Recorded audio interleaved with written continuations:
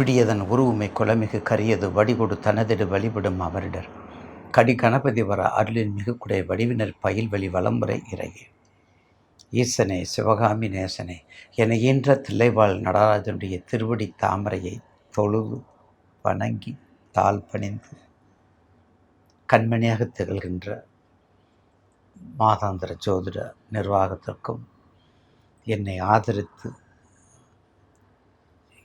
உணர்வோடு எனக்கு எல்லா வகையிலையும் ஆதரித்து என்னை மென்மேலும் உயர வைக்கின்ற கோடான கொடி நேயர் பெருமக்களுடைய திருவடி பாதம் வணங்கி இன்று நிகழும் மங்களகரமான பராபவ வருடம் பராபவ வருடம், அதாவது 15/5/2026 வெள்ளிக்கிழமை ஆகிய உத்தராயணமும் வசந்த ருதுவும் மங்களகரமான மாதமாக வைகாசி மலர்கின்றது. பேரே வைகாசி. இதை நம்ம முன்னோர்கள் மதுரை மாவட்டத்தில் சொல்லுவாங்க வைகைன்னு. நம்ம இப்போ கூட சித்திரை திருவிழா, மிகப்பெரிய ஆசியாவிலேயே மிகப்பெரிய திருவிழான்னு சொல்லக்கூடிய சித்திரை திருவிழா நடக்கும்போது கூட அந்த குண்டோதரன் எல்லா உணவுகளையும் சாப்பிட்ட பிறகு அந்த தண்ணி விற்கும்போது தண்ணி குடிக்கிறது தாகங்கும்போது அப்புறம் பார்வதி தேவியார் சிவபெருமான்கிட்ட போய் கேளு அப்படின்னு சொல்லும்போது சிவபெருமான் குண்டோதரனை கூட்டிகிட்டு கை வை அப்படின்னு சொல்லுவார்.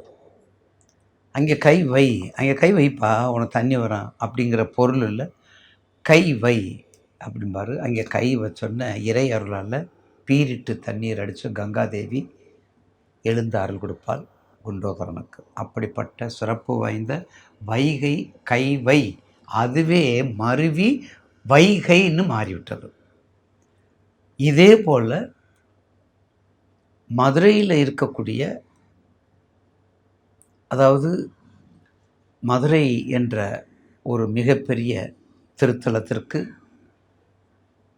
நிறைய பேர் இருக்குது, நிறைய பெயரெல்லாம் இருக்கின்றது. கூடல்மால் நகர் என்ற மதுரைக்கு அந்த வைகை மிக சிறப்பு.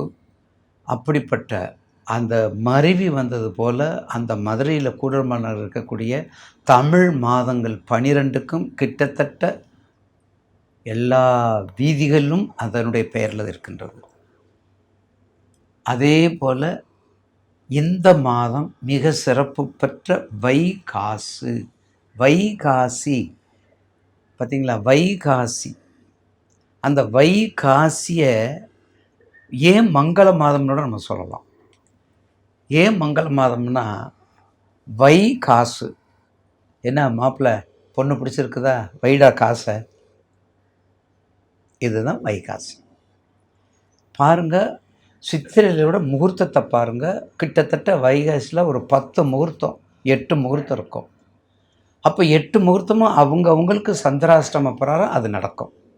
அதனால தான் என் மாப்பிள்ளை நல்ல லக்கடா உனக்கு இந்த பொண்ணு கிடச்சிருக்கிறா, பார்த்துக்க, நல்ல ப்ராப்பர்ட்டியாக இருப்பேன் அப்படின்னு சொல்கிறதுக்காக தான் வைகாசு.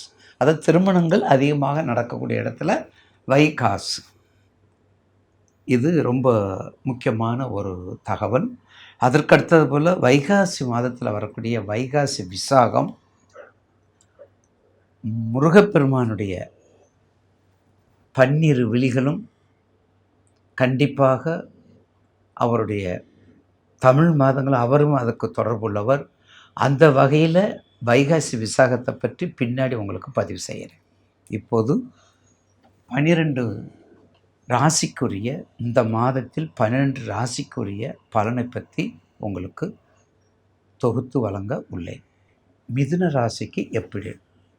மிதுன ராசி நேயர்களுக்கு ஜென்ம குரு அப்பா விட்டதுரா,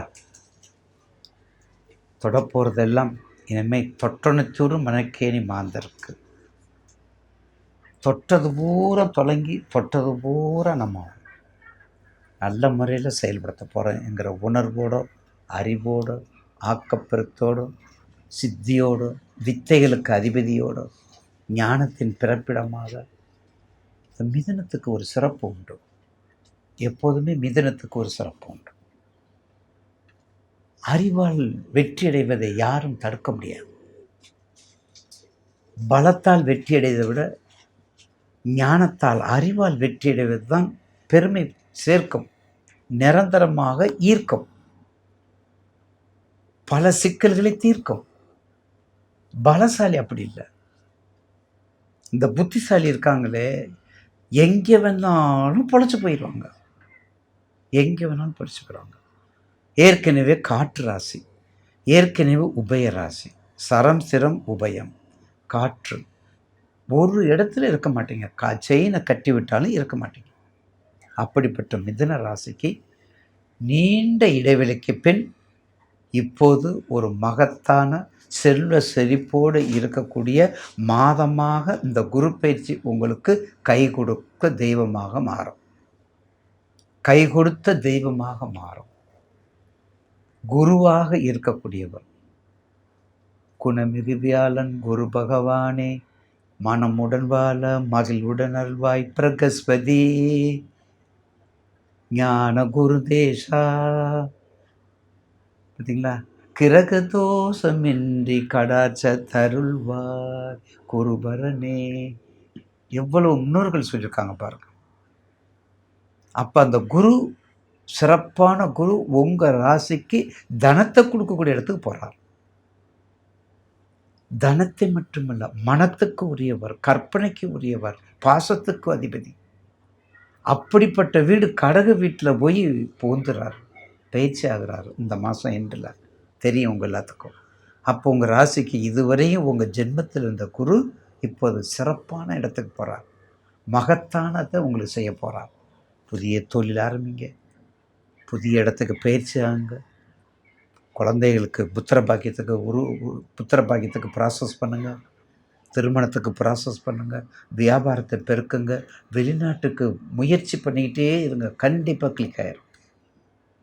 வெளிநாட்டுக்கு முயற்சி பண்ணுங்கள், எல்லா மருத்துவ செலவும் குறைய ஆரம்பிக்கும்.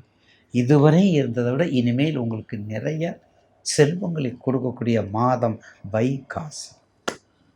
இந்த வைகாசி அப்படிப்பட்ட மாதம்தான் மிதுன ராசி நேயர்களுக்கு மிக வளமான மாதமாக இருக்கும். உங்கள் தொழில், உங்களுக்கு வேண்டிய தொழில், வியாபாரத்துக்கு வேண்டிய தொழில், கல்விக்கு உரியது, வித்தைக்கு உரியது, வேதத்துக்கு உரியது, புத்திக்கு உரியது, புகழுக்கு உரியது, அச்சாணிக்கு உரியது. ஒரு வண்டிக்கு அச்சு முக்கியம், அது நீங்கள் தான். நீங்கள் இல்லைன்னா ஒன்றும் பண்ண முடியாது. அச்சாணிங்கிறது நீங்கள் தான். ரைட்டு, ஸ்டேஷ்னரி, ஏஜெண்ட்டு, வெளிநாடு, அந்த ஜெராக்ஸு, பதிவு செய்யப்பட்டவை, பதிவுத்துறை, அந்த எழுத்துத்துறை, எல்லா எண்களும் எல்லாமே எண்கண் துறை, எல்லா விதமான நூல் நிலையங்கள் எல்லாமே, யூனிவர்சிட்டி லைப்ரரிகள் எல்லாம், அப்படிப்பட்ட ஸ்டேஷ்னரி, எல்லா தொழிலையும் எடுத்துக்கிட்டால் மிக உச்ச நிலைக்கு நீங்கள் வருவீங்க.